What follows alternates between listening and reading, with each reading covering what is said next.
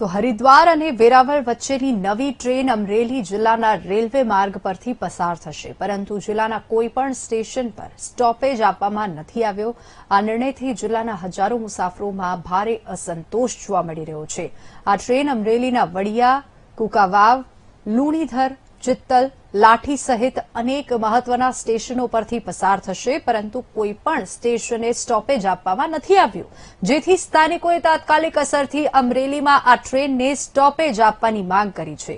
સ્થાનિકોએ કહ્યું કે આ ટ્રેનના અમે માત્ર દર્શન કરી શકીએ છીએ અને જિલ્લામાં આ ટ્રેનને સ્ટોપેજ આપવામાં આવશે તો હરિદ્વાર જતા યાત્રાળુઓના સમય અને ખર્ચમાં પણ બચત થશે।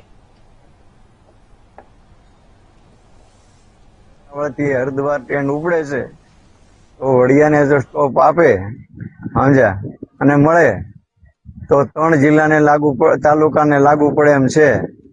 અને હવની ઉત્સાહ અને ઈચ્છા એવી છે કે વડિયામાં સ્ટોપ મળવો જ જોઈએ એમ। હવે જો અહીંથી હરિદ્વારની ટ્રેન શરૂ થાય અને જો વડિયાને સ્ટોપ આપવામાં આવે તો વડિયાના લોકોને દિલ્હી છે, અમદાવાદ છે અને ઠેઠ હરિદ્વાર સુધી જવામાં ખૂબ અનુકૂળતા રહે। એટલે વડિયાના ગ્રામજનોની એવી અપેક્ષા છે કે જો જેતલસર અને ઢસા વચ્ચે એક સ્ટોપ નથી અમરેલીને, તો વડિયાને સ્ટોપ આપવામાં આવે તો વડિયા અને આજુબાજુના ગ્રામજનોને ખૂબ જ લાભ થાય અને એ લોકો અમદાવાદ છે, દિલ્હી છે, હરિદ્વાર છે ત્યાં સુધી મુસાફરી કરી શકે। વેરાવળથી કનેક્ટિવિટી નથી તો પછી અહીંયા અમરેલી મોટું સેન્ટર છે, આજુબાજુના પણ ઘણા ગામડાઓ મોટા મોટા છે, તો દરેક યાત્રાળુને દરેક મુસાફરોને સગવડતા મળે તો ખૂબ અમને આનંદ થશે અને ખૂબ અમે સરકારનો આભાર માનશું। અમે વર્ષોથી અમરેલી જિલ્લો ગુજરાતમાં કેટલાક અણમાનીતા જિલ્લો રેલવેની દ્રષ્ટિએ છે। બ્રોડગેજ પણ આજે આઝાદીના આ મંગળો તો 75 વર્ષ પછી આવી રહી છે।